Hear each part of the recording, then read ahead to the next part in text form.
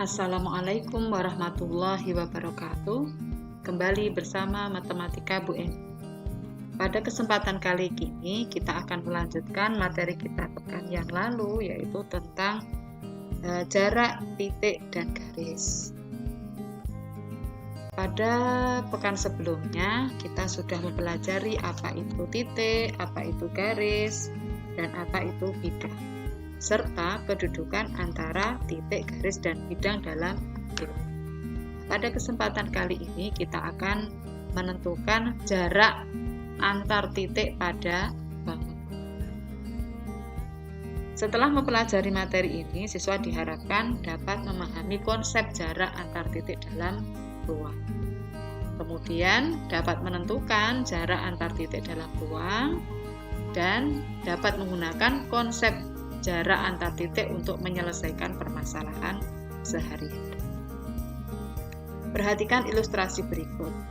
Ini adalah rumah Nabil dan ini adalah sekolah Nabil. Nabil bersepeda dari sekolah menuju ke arah timur sejauh 500 meter. Kemudian ia berbelok ke arah utara sejauh 700 meter. Setelah itu, ia berbelok lagi ke arah barat sejauh 500 meter menuju sekolahnya. Nah, perhatikan lintasan yang dilalui oleh sepeda Nabil. Dapatkah kita menentukan berapa panjang lintasan yang ditempuh Nabil seluruhnya? Untuk menentukan panjang lintasan, kita tinggal menjumlahkan panjang ruas jalan yang sudah dilalui oleh Nabil, yaitu 500, kemudian ditambah 700, ditambah 500. Sehingga panjang lintasan yang ditempuh Nabil seluruhnya itu adalah 1.700 meter.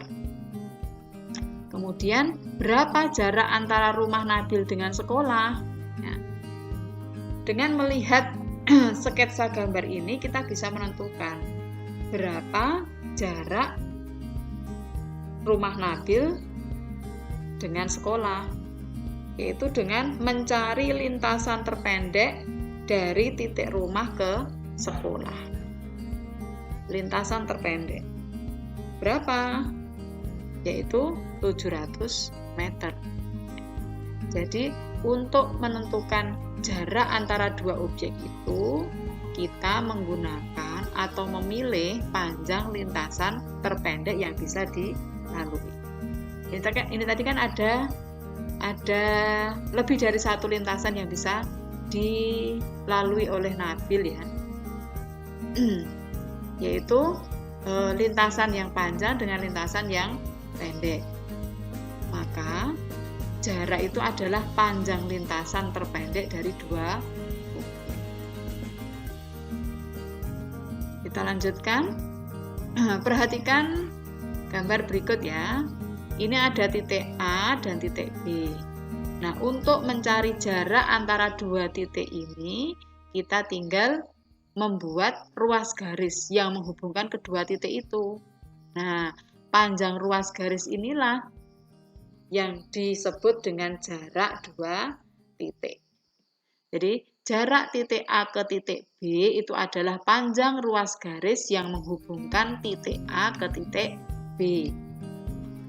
Jarak antara dua objek. Ya, jarak antara dua objek itu adalah kita menentukan panjang ruas garis yang menghubungkan dua objek tersebut. Itu disebut sebagai jarak titik ke titik.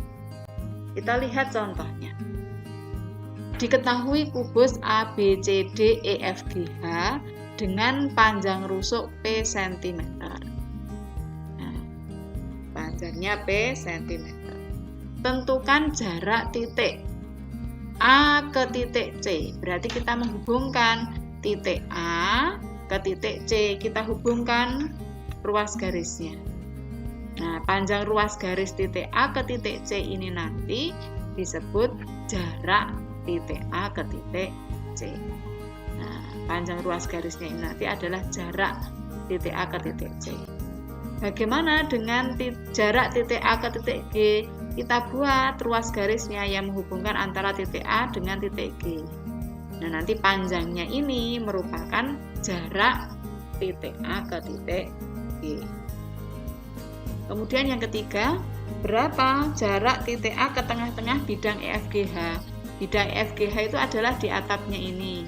Tengah-tengahnya itu adalah perpotongan antara diagonal HF dan EG.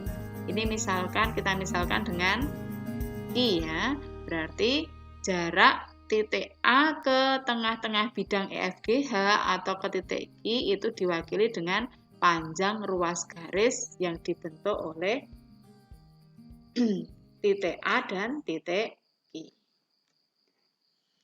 Mari kita bahas satu-satu. Yang pertama adalah jarak titik A ke titik C ya. Jarak titik A ke titik C. Jarak titik A ke titik C itu adalah panjang ruas garis yang dibentuk oleh titik A dan titik C. Perhatikan segitiga ABC dengan siku-siku di B ini ya. Kita buat segitiga siku-siku A, B, C. Ini adalah segitiga siku-siku dengan siku-siku di B. Masih ingat ketika kita membahas tentang segitiga siku-siku, maka kita pun juga membahas tentang teorema Pythagoras. Nah, nanti akan kita gunakan teorema Pythagoras itu untuk menyelesaikan panjang ruas garis AC.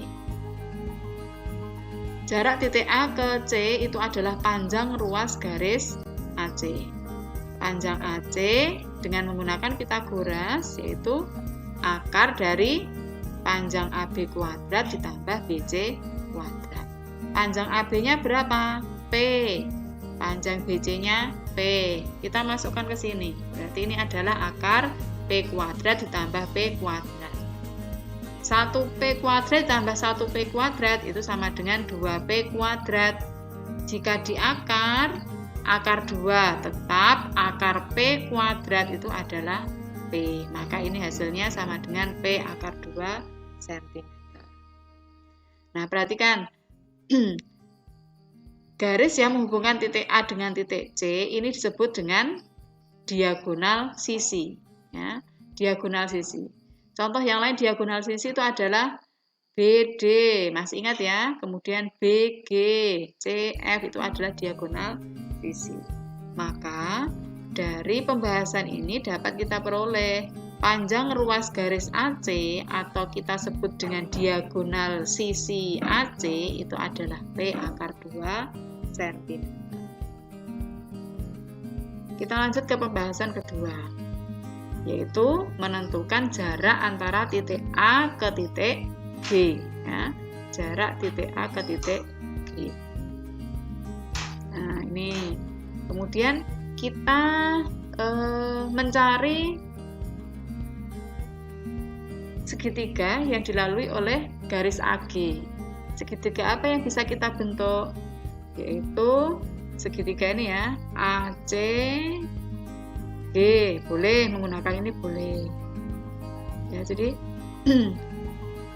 kita menghubungkan dari titik A ke titik G. Perhatikan segitiga ACG dengan siku-siku di C. Sama dengan yang tadi ya. Untuk mencari AG, kita menggunakan teorema Pythagoras, yaitu penjumlahan dari AC kuadrat ditambah dengan CG kuadrat. Nah, berapa panjang AC? Tadi kita sudah mencari panjang AC itu adalah panjang diagonal sisi kubus, yaitu P akar 2. Sedangkan panjang CG adalah panjang sisinya, yaitu P. Kita kuadratkan. P kuadrat. Akar 2 kuadrat 2. Berarti P akar 2 kuadrat itu adalah 2P kuadrat ditambah 1P kuadrat. 2 ditambah 1, 3. Berarti ini hasilnya adalah 3P kuadrat. Akar dari 3 tetap, akar dari P kuadrat adalah P. Jadi sama dengan P akar 3 cm. Kalau tadi AC itu disebut sebagai diagonal sisi, maka AG karena lintas bidang disebut sebagai diagonal ruang, ya, diagonal ruang. Maka panjang ruas garis AG atau panjang diagonal ruang AG itu adalah P akar 3 cm. Bagaimana? Sudah ada gambarannya? Kita lanjut ke pembahasan yang ketiga. Iya, pembahasan yang ketiga, yaitu kita menentukan jarak titik A ke bidang EFGH. Ya, ke bidang EFGH. Tadi kita misalkan tengah-tengah EFGH, bidang EFGH itu adalah titik Q. Maka kita menghubungkan titik A dan titik Q. Kita buat ruas garis. Nah, panjang AQ, panjang ruas garis AQ ini menunjukkan jarak titik A ke titik Q. Bagaimana cara mencari panjang AQ? Kita cari segitiga siku-siku yang dilalui oleh ruas garis AQ. Ya, perhatikan segitiga EQA, AEQ ya. Ini adalah segitiga siku-siku di segitiga AEQ dengan siku-siku di E. Nah, untuk mencari panjang AQ sama seperti tadi menggunakan teorema Pythagoras. Panjang AQ itu sama dengan akar dari AE kuadrat ditambah EQ kuadrat. Nah, panjang EQ itu sama dengan berapa? Setengah dari panjang EG. Panjang EG tadi kan diagonal sisi atau diagonal bidang. Panjangnya sama dengan panjang diagonal sisi AC, yaitu P akar 2. Berarti panjang EQ itu sama dengan setengah P akar 2. Kita masukkan panjang AE itu P kuadrat, panjang EQ setengah P akar 2 kuadrat. Setengah kuadrat itu 1/4, akar 2 kuadrat 2, P dikuadratkan P kuadrat. Maka hasilnya sama dengan 1/4 kali 2 P kuadrat.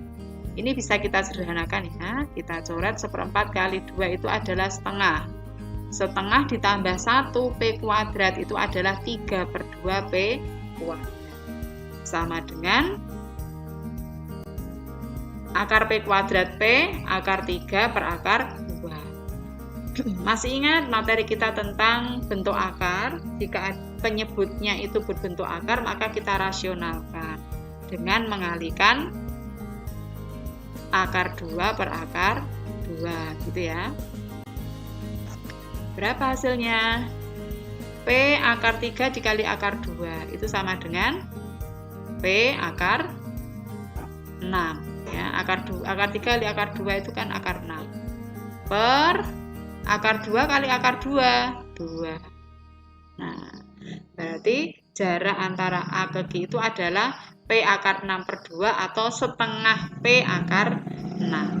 Jadi panjang ruas garis AQ itu adalah setengah P akar 6 cm. Bagaimana? Sudah ada gambaran? Sudah cukup jelaskah? Silahkan dituliskan di buku catatan hal-hal penting yang kamu dapatkan setelah mempelajari materi ini. Jika masih ada hal yang perlu ditanyakan, silahkan menuliskan pertanyaanmu, kemudian ditanyakan di pertemuan berikutnya. Kita akan melanjutkan di pertemuan tatap muka berikutnya. Selamat belajar. Belajar itu bisa di mana saja, kapan saja, dan dengan siapa saja. Assalamualaikum warahmatullahi wabarakatuh.